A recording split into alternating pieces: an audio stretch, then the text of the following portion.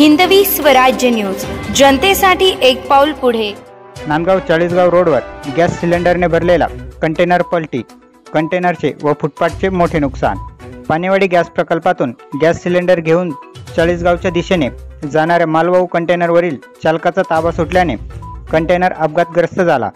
सुदैवाने प्राणहानी झाली नाही, चालक बालबाल बचावला। ही घटना नांदगाव नजीक चाळीसगाव रोडवर गिरणा कॉलनीजवळ घडली।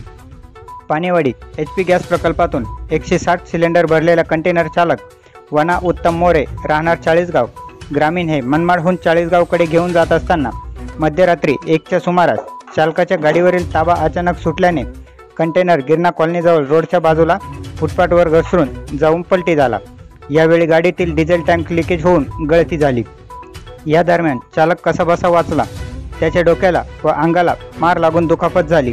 दिनांक 23 रोजी सकाळी गॅस सिलेंडर दुसऱ्या गाडीत पलटी करण्याचे काम हाती घेतले होते।